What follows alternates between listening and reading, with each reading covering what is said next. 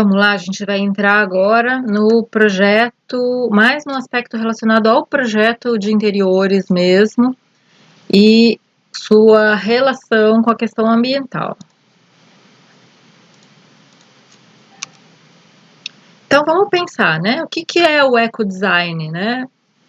O ecodesign é uma metodologia para desenvolvimento de produtos ou de ambientes que leva em consideração os impactos ambientais nas etapas de projeto e desenvolvimento para que se obtenha produtos que gerem o menor impacto ambiental possível ao longo de sua vida, né? E aí, como, né, o ecodesign, ele começa lá na concepção do projeto, né? Não é depois que o projeto está pronto que a gente vai adicionar elementos, né, que vão melhorar esse aspecto ambiental, não. Isso tem que começar lá desde o comecinho, né? A gente tem que entender quais são as variáveis principais, porque na verdade, né, a gente precisa pensar no ciclo de vida inteiro, né, desse produto, desse ambiente que a gente vai criar, né, ou desses ambientes, né. E aí, só para a gente relembrar, então, a gente vai construir aqui, né, uma matriz do ciclo de vida, levantando, então, em cada etapa do ciclo de vida, né, as atividades que estão relacionadas, mas também, né, os aspectos ambientais que são importantes da gente observar e também os impactos que estão relacionados a cada etapa dessas, né. Então, vamos lembrar um pouco lá, né, o ciclo de vida começa lá na extração de matéria-prima, né. Depois vem a etapa de produção, né, onde essa matéria-prima vai passar por uma industrialização e vai virar de fato um produto.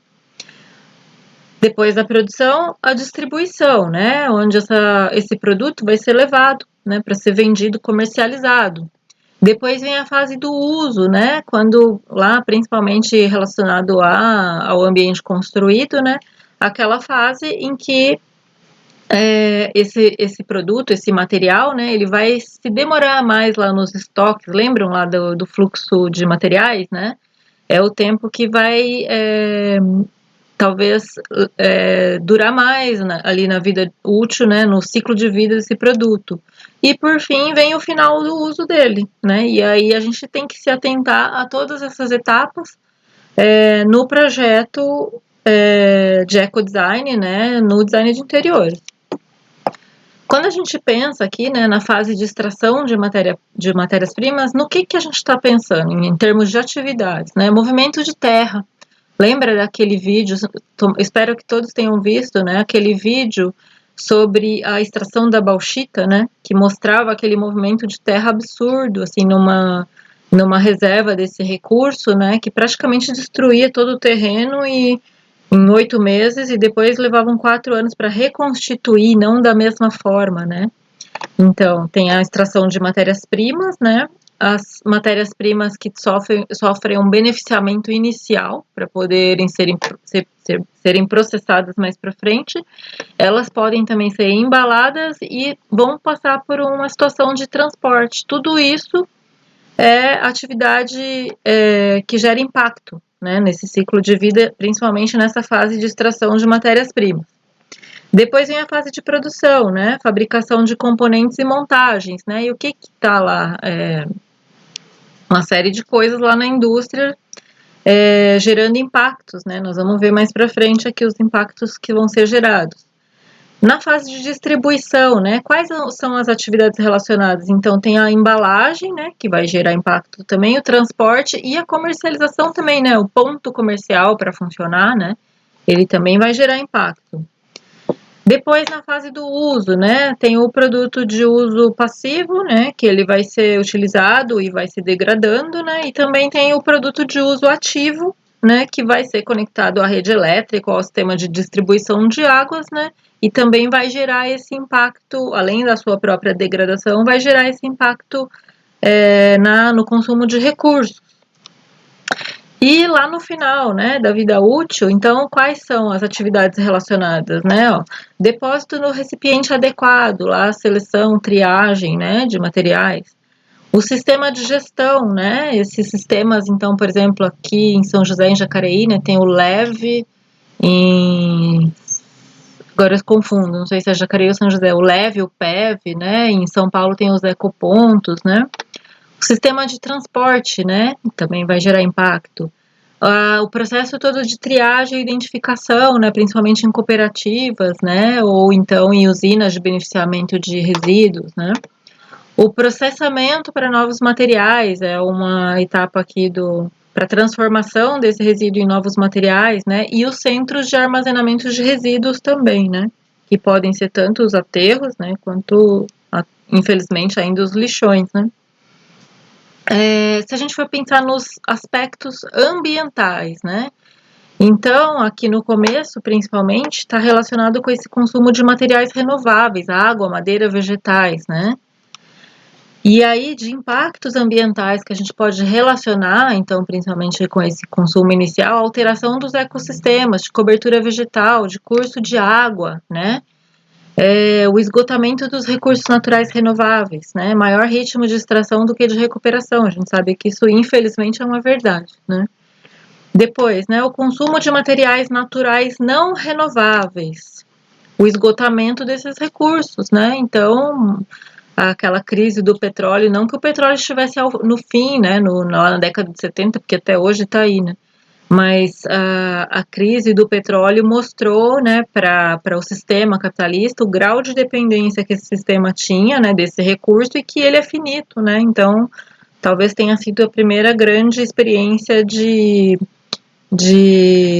com relação à limitação, né, dos recursos naturais existentes, né, que esse sistema, né, produtivo passou, né. Depois a geração e emissão de resíduos, né, o consumo de produtos químicos perigosos como óleos industriais, solventes, lubrificantes, a gente ainda vai estudar essa parte, né, os derramamentos, né, tanto de rejeitos como de materiais tóxicos, né, em rios, no solo, etc., né, aqueles rejeitos lá de barragem, ou, né, agora, antes do carnaval, né, no final do ano passado para cá, né, aquele derramamento de óleo nas praias do Nordeste, né, então são esses tipos de catástrofes aí, né. Restrição dos serviços ambientais, dos recursos, né, a utilização do meio natural, né, como fonte de lazer, de descanso, né, ou mesmo de abastecimento, né, uma questão de equilíbrio ambiental, né, esses serviços ambientais, né, que o próprio meio ambiente fornece para a gente desempenhar todas as funções, né, seja de aprendizagem, seja de relaxamento, seja de lazer, seja de provimento, né, de bens, né, para alimentação, né, e para transformação, né. O consumo de energia a partir do gás, carvão ou urânio, né, como aspectos ambientais. O consumo de energia e o uso de combustíveis fósseis. Aumento do efeito estufa, né? Lembram, o efeito estufa em si, ele não é um problema, o problema é o aumento dele, né? Com esses materiais que a gente emite para a atmosfera e que absorve mais do que a gente precisa de calor, né? A geração e a emissão de resíduos perigosos, né? Lá aqueles CFCs, HCFCs, né, que estão em progressivo banimento, né, do sistema de produção industrial, porque de fato eles reduzem a camada de ozônio e isso ocasiona, né, não só no derretimento das geleiras, mas numa incidência altíssima de câncer de pele, né, porque os raios modificam as estruturas moleculares, né. Geração de fumaças, gases e partículas à atmosfera podem causar chuva ácida, né? E armazenamento de resíduos, lodos e outros resíduos perigosos, que a gente já viu tanto aí, né? Mariana, Brumadinho e N outras, não só essas duas, né? Introdução de substâncias tóxicas em organismos vivos. Lembram quando deu o crime ambiental lá de Mariana, né? Que o Rio Doce ficou todinho contaminado e os pescadores não podiam pescar porque os peixes estavam contaminados com aquele resíduo tóxico, né? Também acontece contaminação do ar, contaminação da água e contaminação do solo, né? Então, são esses aí, né? Essa que é a matriz do ciclo de vida com seus aspectos e impactos ambientais que a gente precisa saber analisar, aqui, né, tem 7 regrinhas que são muito úteis para a gente pensar, então, quando a gente vai projetar em ecodesign, né? Primeira coisa, tirar materiais tóxicos, né, do nosso radar. Então, de preferência, a gente vai saber diferenciar, né, esses materiais, mas a gente vai priorizar materiais sem substâncias tóxicas, né? Que vocês vão ver como que essas substâncias podem afetar tanto a saúde humana quanto o meio ambiente, né? Depois, né? Priorizar tanto equipamentos, né, com eficiência energética, quanto produtos que passaram por um processo produtivo energeticamente eficiente também, né? Depois, em terceiro, né, produtos que foram fabricados com materiais renováveis e que se repõem e extraem de forma que se preserve o ecossistema que se encontram.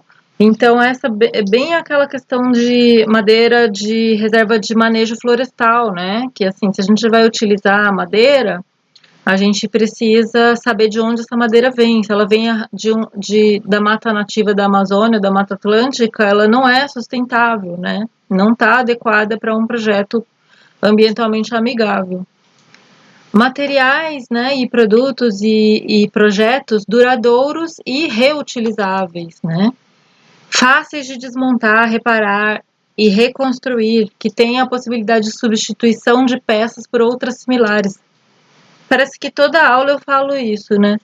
Mas é que tem diversas abordagens em sustentabilidade que elencam, né, essa possibilidade de desmontagem e de manutenção, né, como algo altamente sustentável, e eu acho que não dá nem para a gente questionar, né, com toda certeza, isso é muito melhor ambientalmente. Depois, né, as embalagens, né, produtos empacotados minimamente de forma apropriada para sua distribuição, com materiais reciclados e que possam ser novamente reciclados, né? Então, embalagens que protejam o produto adequadamente, mas que possam ser ou reutilizadas ou recicladas, né?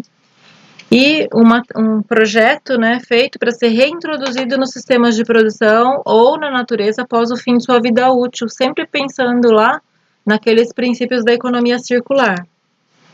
E aí, como que a gente vai decidir, né? Dá para ter uma decisão objetiva, né? Então, tem informações acessíveis, tem alguma questão ali que é evidente, então tem alguma substância muito tóxica naquele produto, né? Ou então ele tem uma grande emissão de CO2, né? Tem alguma decisão que é muito objetiva, tem aquela declaração ambiental do produto que dá para a gente comparar, então a gente tem instrumentos para analisar, né?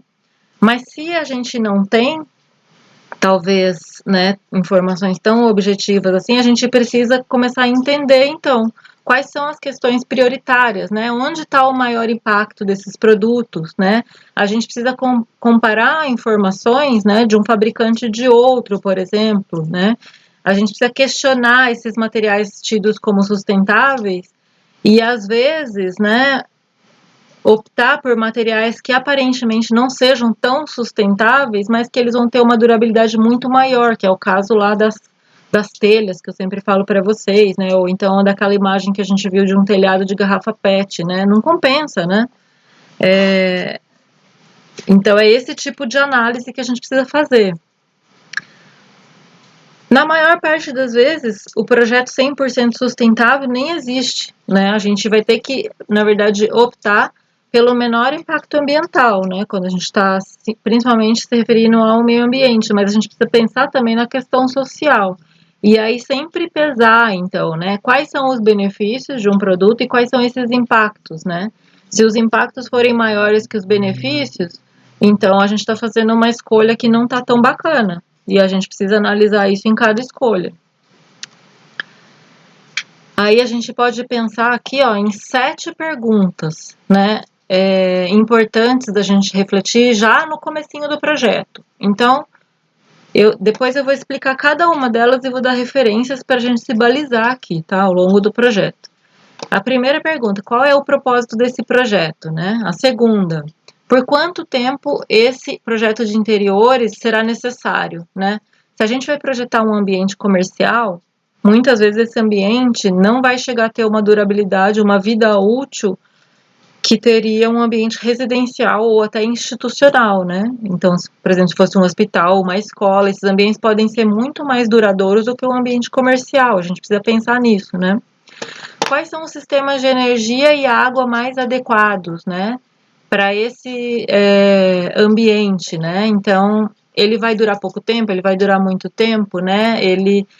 Como que eu vou escolher esse tipo de abastecimento? Que tipos de recursos esse interior vai utilizar, né? Que materiais são adequados para esse projeto especificamente? Que métodos construtivos são adequados para esse ambiente?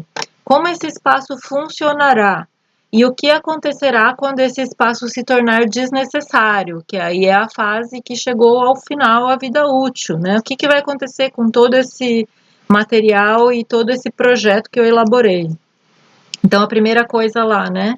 Qual é o propósito do projeto? Então, a gente vai pensar lá na natureza desse projeto, né? Que ele é? Um ambiente institucional, um ambiente comercial, residencial, né?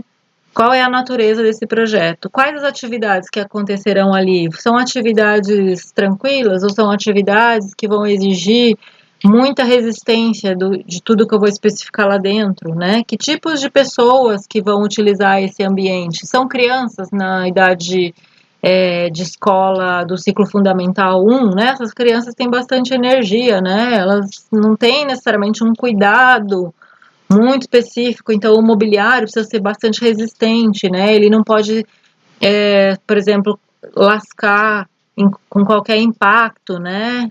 Isso vai comprometer a vida útil dele. Ou então não, é uma instituição para cuidado de pessoas idosas, né? Então essas pessoas elas têm às vezes uma baixa mobilidade, né? Então isso precisa ser mais resistente em termos de estrutura, precisa ser mais eficiente na questão da mobilidade, mas não tem tanto essa questão da resistência que eu falei como uma escola, né, de ensino fundamental 1 teria que ter, né?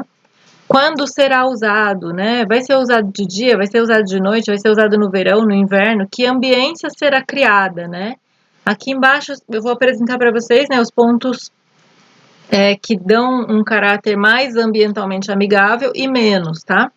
Então, ó, para o ambiente, né, a gente precisa atingir a maior funcionalidade possível para o público-alvo em termos de instalações e materiais, né, para esse ambiente durar mais, né.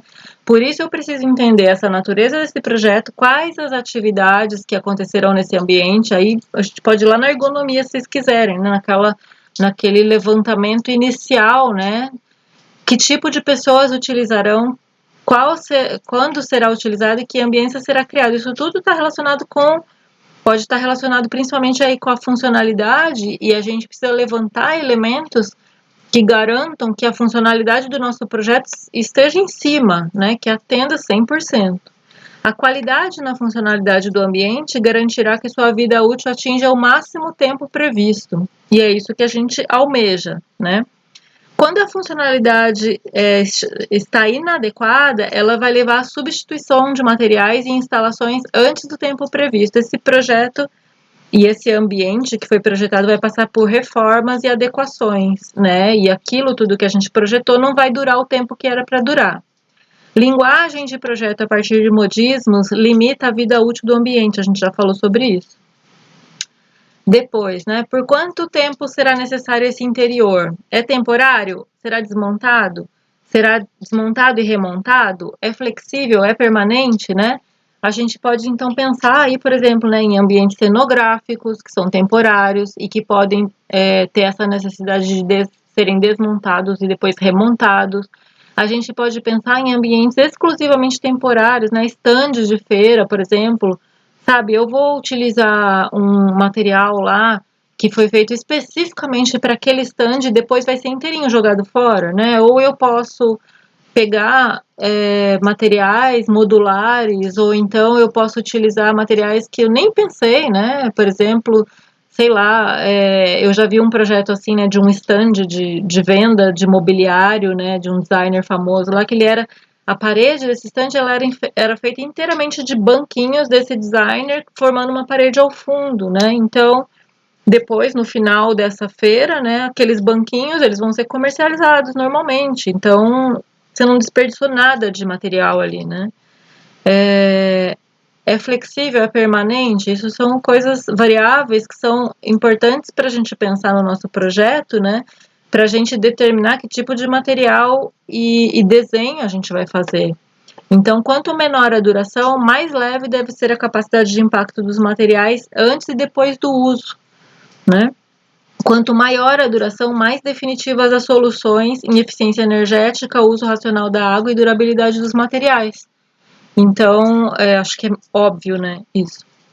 E aí, assim, pelo viés negativo, né, os materiais de longa durabilidade e impactos ambientais não devem ser utilizados para projetos de vida curta, né? Para projetos de vida curta, temporários, o stand de feira mesmo, né? Se eu construir uma parede toda concretada lá e depois eu tiver que desmontar, aquilo lá vai virar um simples monte de resíduo, que eu não vou conseguir aproveitar em nada depois, né?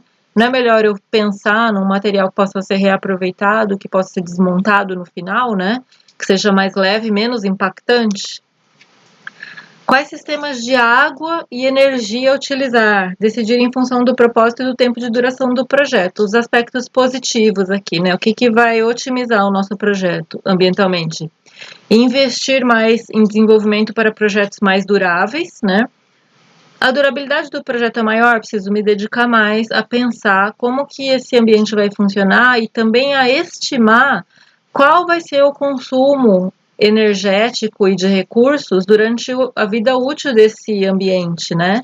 Então, se eu já estou projetando uma sala e ela fica numa janela, numa fachada oeste, por exemplo, né? Será que tem jeito de eu gastar um pouco mais aí, né? Tanto em termos de projeto quanto em termos de investimento mesmo, para tornar esse ambiente mais confortável, né? Já que ele vai ser um ambiente e vai durar, né? Numa residência, né? 50 anos é o ciclo das construções, né? No mínimo, tá? Avaliar o custo-benefício do sistema e equipamento ao longo do tempo de vida útil previsto, né? Quanto menos eu tiver que substituir equipamentos, melhor e mais ambientalmente amigável vai ser esse projeto, né? Então é nisso que esse ponto tem que é isso que esse ponto aborda, tá? Depois, né? Aqui pensando numa prática que não é tão legal ambientalmente. Investir em um sistema caro e de muita energia incorporada para projetos de vida curta, né? Ou de curta duração, não, né? Para esses projetos de curta duração, eu preciso investir em técnicas, em materiais de baixa energia incorporada e não alta, né? Porque senão eu estou desperdiçando energia, né? E estou desperdiçando recursos. Deixar de priorizar reciclagem e reuso para materiais em projetos de curta duração é um erro, né? Para projetos de curta duração, eu preciso sim utilizar materiais reciclados, e daí até aquela telha lá de pasta de dente pode ser que seja útil, né?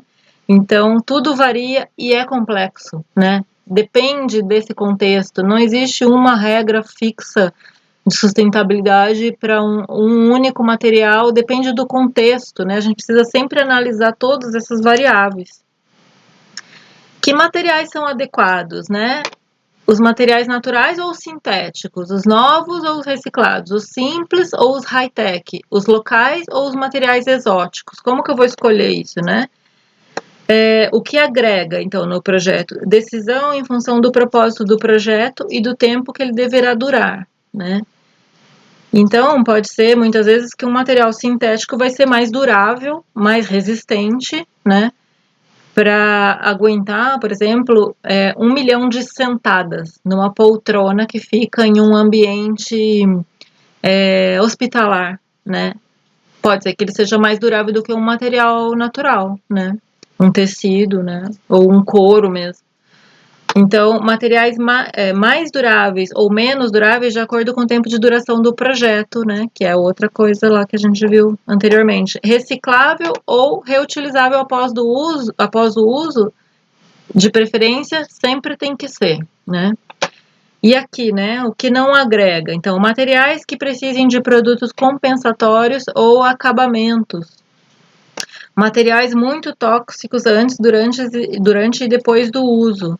E materiais que não podem ser reciclados em projetos de vida curta, que aí eles vão diretamente para o lixo, né? Não faz sentido.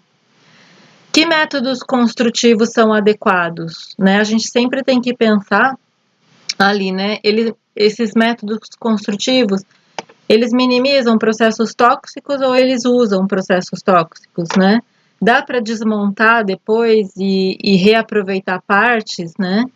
Ou vai virar tudo uma montanha de resíduos, né? Sem mescla de materiais para possibilitar a reciclagem, né? Ou então a separação dos ciclos, né? O que é o ideal.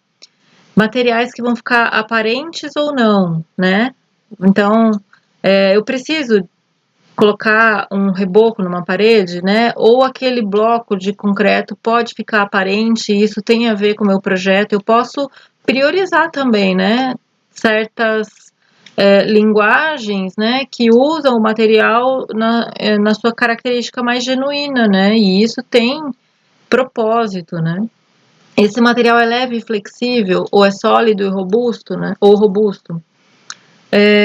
Como esse espaço funcionará? Né? Outra pergunta que a gente pode, né? Como o ambiente será ocupado? Como os sistemas de água e energia serão utilizados? Como será feita essa manutenção? Isso aqui é importantíssimo, né? Porque se a gente especifica materiais que pressupõem o uso de substâncias abrasivas ou então que sejam muito fortes, né, para limpeza, né, isso tem um impacto direto ali tanto na qualidade do ambiente para quem vai usar e principalmente para quem vai ter que submeter ao uso desses produtos na limpeza, né? Isso é muito pode ser muito prejudicial para a saúde. Como o projeto afetará o bem-estar do usuário, né? Como aspectos positivos aqui. Decisões que estimulem o uso da iluminação e ventilação naturais, né? Sempre, né? Essa questão da educação como elemento passivo, né? Sempre aproveitando ao máximo todos os recursos, tanto de luz, né? Quanto de vento, né? Que a gente já viu lá na arquitetura ambientalmente amigável, né? E que em projeto de design de interiores a gente tem alguns recursos que a gente pode otimizar ou implementar mesmo, né? Nesse sentido. Decisões que facilitem a economia de energia, né? Aproveitar melhor a iluminação, né? Não deixar entrar o calor da luz solar quando não é adequado, né? E também especificar produtos que otimizam o uso da energia, né? Decisões que estimulem a reciclagem de materiais durante o uso. A própria reciclagem de materiais consumíveis, né? As embalagens, né? Então a gente pode também pensar nos nossos projetos, né? De ter esse viés um pouco de educação ambiental mesmo, né? De já fazer a pessoa fazer uma triagem ali, deixar aquela estrutura projetual pronta para que isso aconteça, né?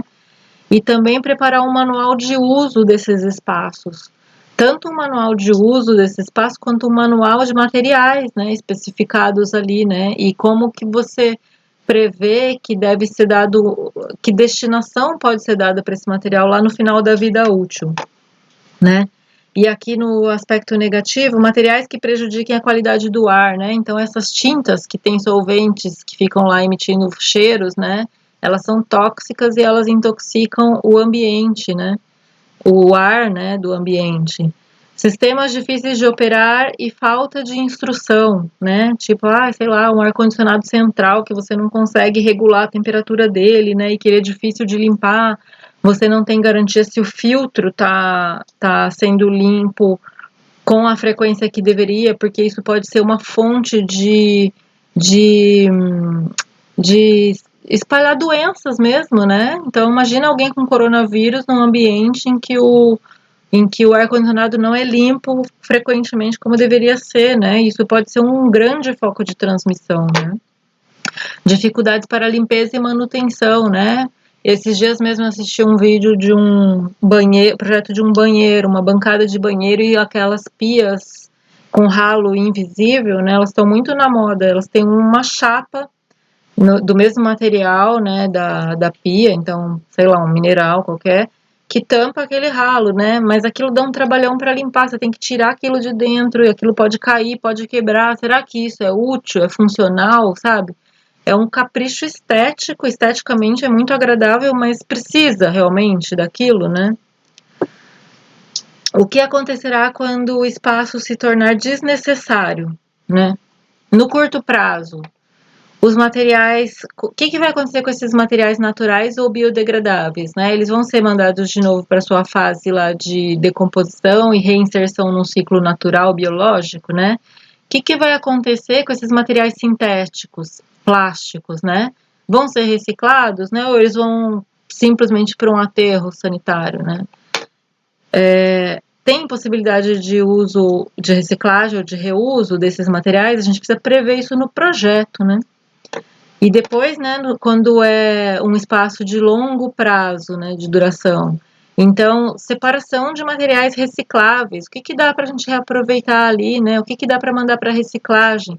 Redução de poeira e fumaça durante a demolição, isso é gravíssimo. Isso tem pesquisadores que se dedicam a esse tema, que é emissão de material particulado em canteiros de obra, porque isso tem um impacto na saúde em geral, né? E também na contaminação da atmosfera, né? Então, isso é um elemento que a gente precisa se atentar quando for demolir isso, né? Que tipo de material você está gerando para poluir esse ar e, inclusive, afetar a saúde das pessoas, né? Modernização de instalações sem grandes reformas elétrica, por exemplo, né? Então, a gente pensar, por exemplo, nas instalações elétricas, né? Que dali um tempo vão precisar ser modificadas e modernizadas, mas de um jeito que seja fácil, né? Então, aquelas instalações aparentes, por exemplo, elas são muito mais fáceis do que uma instalação embutida na parede que você teria que quebrar aquela parede muitas vezes, porque você não consegue mais passar nenhum fio, né? O duto fica lotado ou fica dobrado e fica tudo muito mais difícil, né? E na especificação de materiais, né, assim, o que é conhecido, os 3 R's, né, reduzir, reutilizar e reciclar, mas a gente pode pensar também, né, na utilização de materiais feitos, produzidos a partir de recursos renováveis, né, e não mais de matéria fóssil, né. Os plásticos, por exemplo, eles são feitos a partir do petróleo, que é um material fóssil, né. Então não tá aí dentro desse novo R, tá? Para a especificação de materiais, né, essa Moxon, essa autora desse livro, Sustentabilidade no Design de Interiores, a gente tem esse livro na biblioteca, né, quando a gente voltar, espero que vocês peguem, é bem interessante, né, ela dá esse pequeno guia aqui para a gente pensar, então, nessas questões para especificar os materiais, né, ó. O material realmente é necessário? Sua durabilidade é adequada ao projeto? É reutilizado ou recuperado? É adquirido e processado perto da obra, porque tem a questão do transporte que é muito impactante? É proveniente de fonte renovável? Possui embalagem mínima ou reciclável? Ou possui uma mega embalagem inútil que vai ser jogada fora depois, né? Possui um conteúdo reciclado? Sua produção tem baixo impacto ambiental? Olha lá, o ciclo de vida. No ciclo de vida que a gente vai conseguir ver isso, a declaração ambiental de produto, né? Possui baixa energia e água incorporada, está lá também, né, na declaração ambiental. É não tóxico e de baixa emissão durante a sua instalação e uso, a gente vai ver isso mais para frente, né? Melhora o desempenho ambiental do edifício? Sua aplicação, tratamento e acabamento possuem baixo impacto ambiental? Demanda pouca manutenção e limpeza por métodos não tóxicos? É fácil de limpar com uma aguinha, um sabão, ou precisa passar um negócio abrasivo, um solvente, né? Aquela coisa que fica emitindo COVs, né? No nariz de quem está utilizando o produto, né? Pode ser reutilizado ou reciclado ao final do projeto? Então, são perguntas que a gente precisa fazer para os materiais que a gente vai especificar. Tá, pessoal? Então, era isso. As referências são essas também. E espero que tenha sido útil. Até a próxima.